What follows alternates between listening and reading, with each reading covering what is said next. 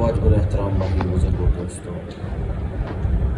اللہ رب العزت کا بے پناہ احسان ہوا، کرم ہوا، فضل ہوا، جس اللہ پاک نے مجھے اور آپ کو دین کی نسبت پر پھر سے جمع کیا۔ اللہ پاک ہمارے جڑنے کو اپنی بارگاہ میں قبول فرمائے۔ ہم میں سے جو کوئی بھی یہاں پر بیٹھا ہے، ہر ایک کو اللہ پاک نے دماغ دیا ہے، عقل دی ہے، سوچ دی ہے، سمجھ دی ہے۔ ہر ایک اپنی اپنی سوچ سے سوچ رہا ہو۔ اسی طریقے سے دنیا کے اندر اس وقت نہ معلوم لوگ کس کس مجلس میں بیٹھے ہیں۔ اللہ حفاظت فرمائے۔ آج تو ہمارے علاقوں میں بھی اب برائیوں کا بہت زیادہ رجحان ہو چکا ہے۔ ہماری پڑھی لکھی جنریشن، ہمارے کچھ نوجوان جو شیطان کے جالے میں آ کر اگر دیکھا جائے، بہت سارے ساتھیوں کو معلوم بھی ہوگا کہ انسان جب کسی وقت دیر سے آتے جاتے راستے پر آ جاتا ہے تو کسی چشمے پر بہت سارے نوجوانوں کو دیکھا جاتا ہے، دریا کے کنارے دیکھا جاتا ہے، اور کوئی اور مقصد ان کا نہیں ہوتا ہے، اللہ حفاظت فرمائے، کہ کوئی کسی نشہ کے اندر مبتلا ہوتا ہے، کوئی اور کسی گناہ کے اندر مبتلا ہوتا ہے۔ تو کہنے کا مقصد یہ ہے کہ ان تمام مجلسوں میں بہترین اگر کوئی مجلس ہے وہ مجلس میں جس میں اللہ اور اللہ کے رسول کا ذکر کیا ہے۔ لہذا اپنے آپ کو خوش قسمت سمجھ لینا چاہیے اور دل میں اللہ کا شکر ادا کرنا چاہے، میرا رب تو نے مجھ پر کتنا احسان کیا کہ مجھے اس بری مجلس کے اندر داخل نہیں کیا، مجھے اس برے کام کے اندر نہیں ڈالا، ورنہ نہ معلوم میں اس وقت کہاں ہوں۔ خوش قسمت ہے وہ انسان جس کو اللہ پاک جس وقت اللہ کے حکم پورے کیے جائیں اور اس وقت اللہ پاک اس کو اپنے سامنے سجدہ کرنے کی توفیق عطا فرمائے۔ ہمارے علماء بزرگ فرماتے ہیں کہ نعمتوں میں سے بڑی نعمت ہے سجدہ۔ اگر کسی انسان سے سجدے کی نعمت چھن جائے تو وہ یہ سمجھے کہ مجھے ساری کی ساری نعمتیں چھن جائیں۔ اگر انسان کو اللہ کے سامنے سجدہ ہونے کی توفیق نہ ملی تو وہ سمجھے میرے پاس جو کچھ بھی ہے یہ ختم ہے، میرے پاس کچھ نہیں۔ والوں کے لیے ذمہ یہ ہے کہ اپنی نیتوں کو درست کر لیں۔ سب سے بڑی چیز یہ ہے کہ اللہ پاک نے قرآن کریم جیسی مقدس کتاب کے بعد جو میرے اور آپ کے پاس بڑی کتاب ہے جس کو بخاری شریف کہا جاتا ہے، کہ قرآن کریم کی مقدس کتاب کے بعد اگر کسی کتاب کا درجہ ہے تو بخاری شریف کا ہے۔ اس کتاب کو جب لکھا گیا ہے، یعنی قرآن کریم کے بعد اللہ کے نبی پاک صلی اللہ علیہ وسلم کی احادیث کا جو ذخیرہ ہے، وہ کتاب جو شروع کی گئی ہے، اس کتاب میں بھی سب سے پہلی چیز یہی بات کی گئی، انما الاعمال بالنیات، اپنی نیتوں کو درست کیا جائے۔ اگر میں اور آپ اس مجلس میں اپنا وقت ٹائم پاس، اپنا وقت گزارنے کے لیے آتے ہیں کہ کس طریقے سے یہ وقت نکل جائے اور رجسٹر پر ہمارا نام لکھا جائے اور ہمیں یہ سمجھا جائے کہ ہم یہاں پہنچ گئے، آیا میں مقتدی تھا، آیا میں امام تھا، آیا میں ذمہ دار تھا، آیا میں عام انسان تھا، میرا یہ کہ رجسٹر میں نام لکھا گیا، مجھے 10 بندوں نے دیکھا کہ میں شب قیام میں آیا تھا۔ اگر یہ اس نیت سے آیا ہے، اللہ حفاظت فرمائے اس کی یہ نیت اس کے منہ پر پھینک دی جاتی ہے۔ حدیث پاک کے اندر آیا نماز کتنی اہم چیز ہے جس کو اللہ کے نبی پاک صلی اللہ علیہ وسلم نے فرمایا الصلاۃ معراج المؤمنین، نماز ایمان والوں کا معراج ہے، کہ اللہ کے نبی پاک صلی اللہ علیہ وسلم کو نعمتوں میں ایک بڑی نعمت معراج کرائی گئی، آسمانوں پر اٹھایا گیا، اللہ پاک کو اللہ کے نبی کو جنت کی سیر کرائی گئی، اللہ کے نبی کو جہنم دکھایا گیا، لیکن تحفے میں کیا ملی؟ حالانکہ زکوٰۃ کا حکم ملا تو زمین پر ملا، حج جیسی مقدس چیز اللہ پاک ہم سب کو وہاں پہنچایا،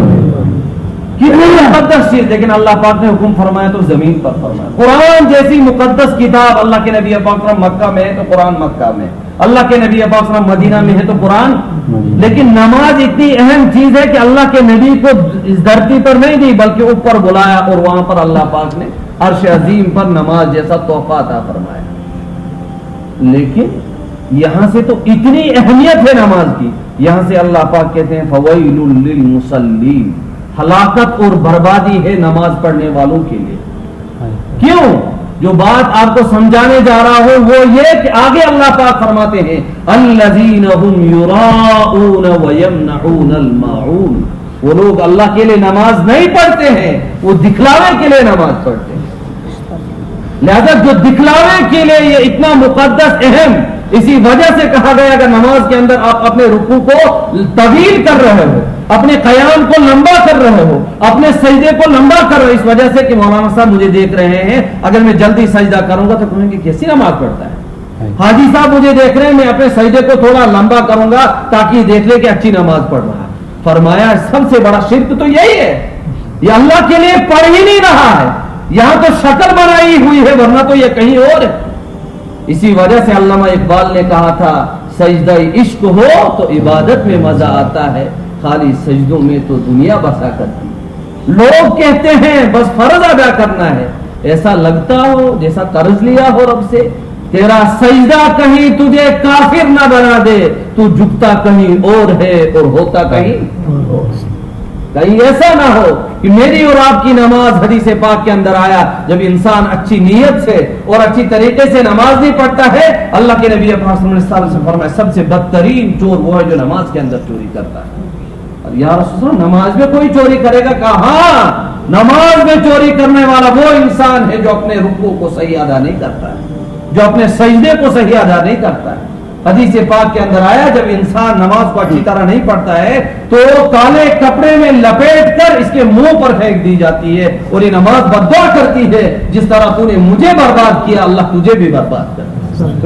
بہت سارے لوگ مسجدوں سے نکل جاتے ہیں اس حال میں کہ وہ جس مقصد کے لیے آئے تھے اس مقصد سے وہ خالی ہوتے، ان کے پاس کچھ نہیں ہوتا۔ میرے محترم بھائیو بزرگوں دوستو، تو کہنے کا مقصد یہ ہے، ہمیں شب قیام میں آنے کا یہ ہے کہ ہم اپنی نیتوں کو درست کر لیں۔ ہم اللہ کے لیے آئے ہیں، ہم وقت گزاری کے لیے نہیں آتے ہیں۔ ہم کوئی بھی دین کا کوئی سے چھوٹا سا چھوٹا عمل کر لیتے ہیں، اگر اس میں اپنی نیت کو درست نہیں کرتے ہیں تو وہ ہمارا عمل بیکار ہے۔ اگر دین کا چھوٹا سے چھوٹا عمل کیا جائے اور اس میں نیت کو درست کیا جائے تو چھوٹا سے چھوٹا عمل انسان کو اونچائی پر پہنچائے گا، اور دنیا کا بڑا سے بڑا کام کیا جائے لیکن بیکار ہے، اس میں نیت بھی درست نہیں ہے، ورنہ دنیا کے بھی بہت سارے ایسے کام ہیں اگر انسان ان کو شریعت کے دائرے میں کر لے گا تو وہ دین کا کام، وہ دنیا کا کام بھی دین بن جاتا ہے۔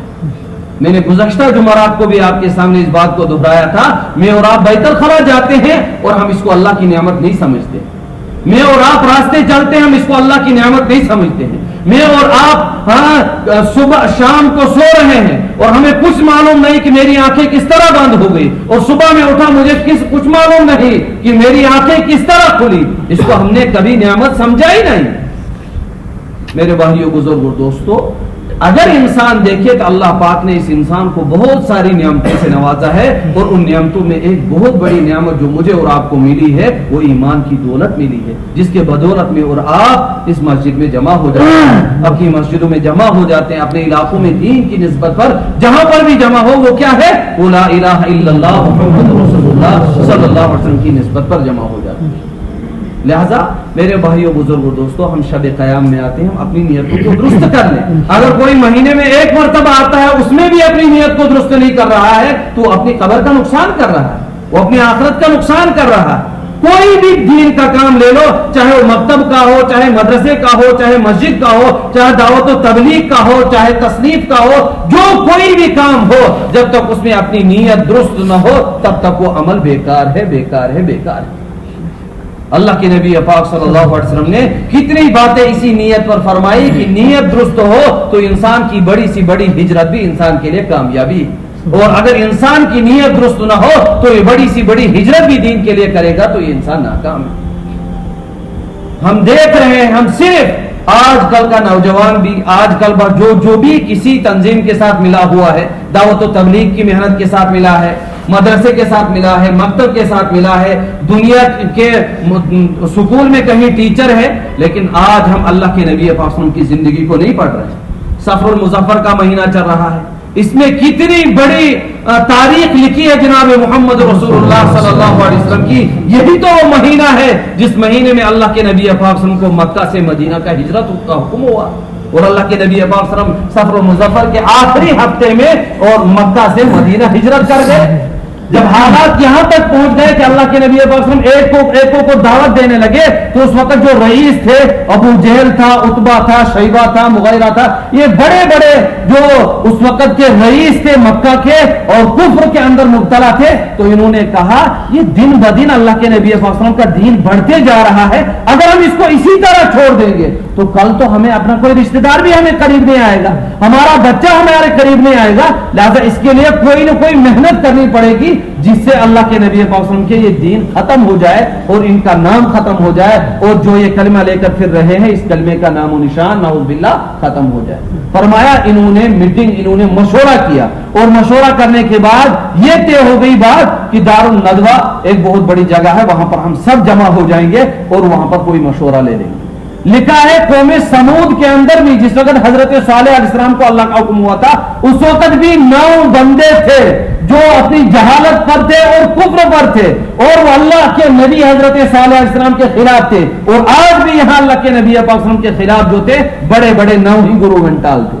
فرمایا یہ سب کے سب جمع ہو گئے. جب جمع ہو گئے تو ان میں ایک بہت بڑا دستار, لمبی چوڑی پگڑی لگا کر, جبہ کبا لگا کر, سفید ریش, یہ بھی بیچ مجلس میں پہنچا. فرمایا اب ہر ایک سے رائے پوچھی گئی, بھائی بتاؤ یہ دن بدن یہ دین کھیلتے جا رہا ہے, پھیلتے جا رہا ہے, اس کو روکنے کی کوئی تدبیر ہمارے پاس ہے؟ ورنہ تو کل ہمیں اپنی بیوی بھی ہماری نہیں ہوگی, ہماری ماں ہماری نہیں ہوگی, وہ تو محمد کے ساتھ چلیں گی جس طرح آج کا رجحان ہے. لہذا تو ہر ایک اپنی, کسی نے کہا کہ نعوذ باللہ اللہ کے نبی کو یہاں سے نکال دیا جائے, جلا وطن کیا جائے, اس کو مکہ سے نکال دیں گے ہم تاکہ اس کو دوبارہ یہاں آنا نہ دیں گے, تو ان کا یہ کلمہ کوئی محنت نہیں کرے گا, اور جو ہمارے رشتہ دار ہیں ہم ان کو یہ کام کرنے نہیں دیں. کسی نے کہا نہیں ایسا نہیں, بلکہ ان کو ہم جیل خانے کے اندر بند کر دیں گے, سلاخوں کے پیچھے بند کر دیں گے, ان کا کھانا ان کا پینا سب بند کر دیں گے, نعوذ باللہ یہ پھاکے اور پیاسے اسی طرح رہ کر دنیا سے رخ اور مختلف تدبیریں ہر ایک نے بتائی. لیکن ابو جہل اس وقت کا بڑا وہ فرعون تھا,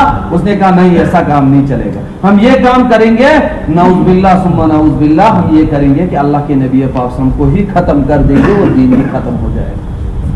جو یہ بڑا بیٹھا ہوا تھا سردار, شیطان تھا یہ اصل میں, اور یہ آیا تھا مشورہ دینے کے, اس نے کہا جو ابو جہل نے مشورہ دیا میں بھی اسرائیل کے ساتھ متفق ہوں, یہی کیا جائے تاکہ اللہ کے نبی کے یہ دین کو آگے بڑھنے کا کوئی راستہ نہ ملے, یہ یہیں پر بند ہو جائے. اور میں سب نے مشورہ کیا کہ بس یہی طے ہو جائے. لیکن اب کہنے لگے کہ ایک ہی آدمی قتل نہیں کرے گا, اب یہ کرو کہ ہر گاؤں سے, ہر دیہات سے, ہر گھر سے ایک ایک بندہ آ جائے, تاکہ جس وقت نعوذ باللہ ہم اللہ کے نبی پاک صلی اللہ علیہ وسلم کو شہید کریں گے تو جس وقت پھر دیت دینے کی باری آئے گی, بدلہ دینے کی باری آئے گی, پیسے دینے کی باری آئے گی, تو ایک ہی کے سر پر نہیں آئے گا, بلکہ جب 100 قبیلوں کے 100 بندے ہوں گے تو تھوڑا تھوڑا سب دے کر ہم ان کی دیت کو ادا کریں گے. فرمایا اس بات پر یہ متفق ہو گئے کہ نعوذ باللہ اللہ کے نبی پاک صلی اللہ علیہ وسلم کو اب قتل کریں گے.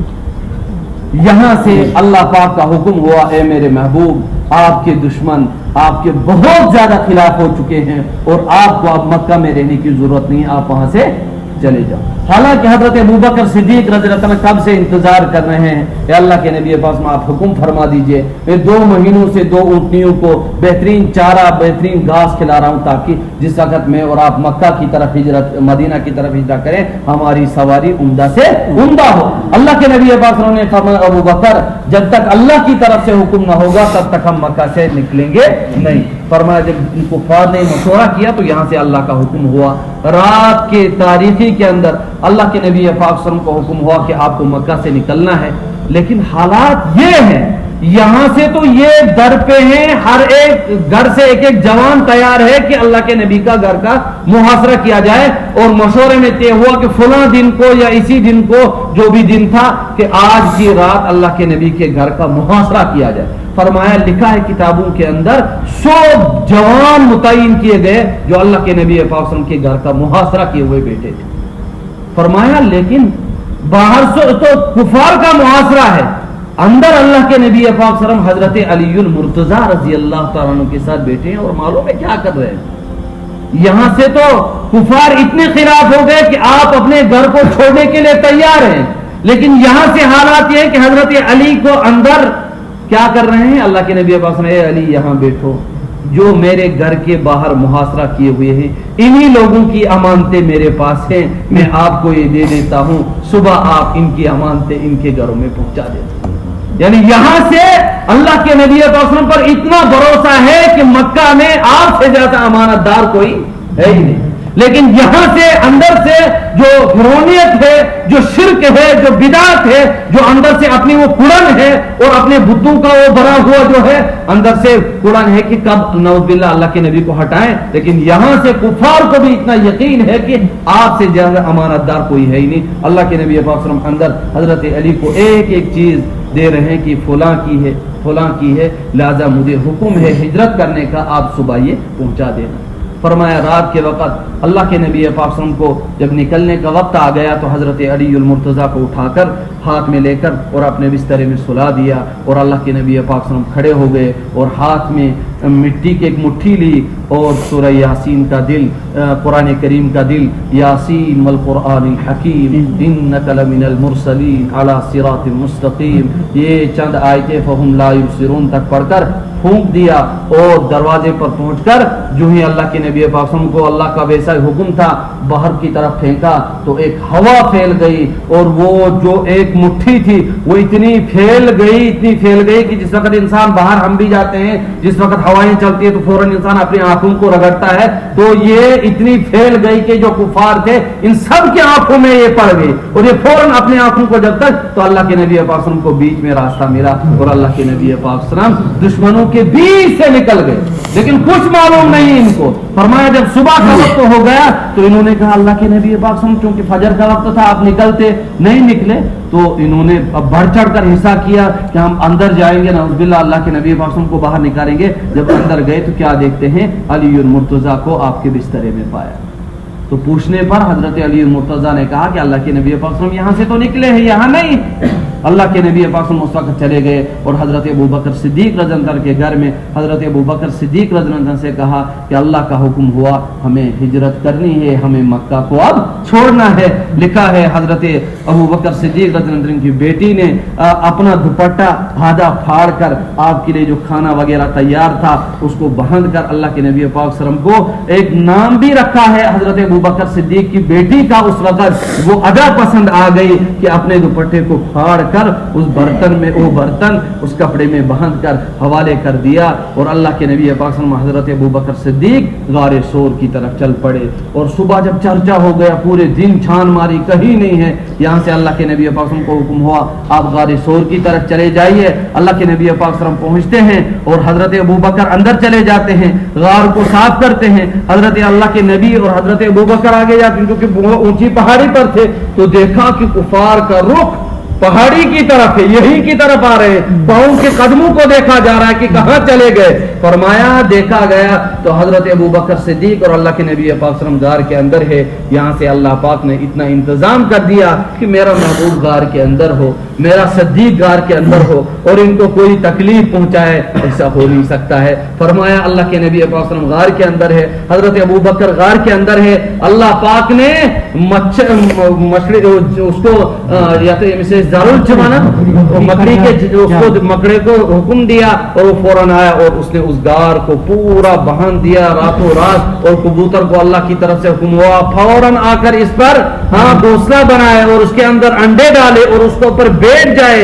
یہ انسان تو سوچتا ہے کیسے ہو سکتا ہے، لیکن اللہ نے اپنے محبوب کی حفاظت کرنی تھی، یہ اسی طریقے سے ہوا۔ جب یہ کفار وہاں پہنچے، حضرت ابوبکر صدیق رضی اللہ عنہ بیان کرتے ہیں میں نے اندر سے دیکھا کہ ان کفار کے قدم مجھے دکھائی دینے لگے، ان کے پاؤں مجھے دکھائی دینے لگے۔ میں نے اللہ کے نبی سے کہا اے میرے محبوب صلی اللہ علیہ وسلم، وہ تو آئے جن سے ہم ڈر کر بھاگ نکلے تھے، جن سے ہم بچنا چاہتے تھے، وہ تو ہمارے قریب پہنچے۔ تو اللہ کے نبی پاک صلی اللہ علیہ وسلم نے فرمایا لا تحزن ان اللہ معنا، اے ابو بکر غمگین مت ہو جاؤ کیونکہ اللہ پاک ہمارے ساتھ ہے۔ اذ ہما فی الغار اذ یقول لصاحبہ، جب وہ دو غار کے اندر تھے اور ان میں سے ایک کہنے لگا یقول لصاحبہ آپ غم مت کرو، لا تحزن آپ غم مت کرو، ان اللہ معنا، اس لیے کہ اللہ پاک ہمارے ساتھ ہے۔ پھر دوسرا واقعہ بھی وہاں پر اکثر مفسرین بیان کرتے، علماء بھی بیان کرتے ہیں کہ اللہ کے نبی پاک اس غار کے اندر بیٹھے ہوئے تھے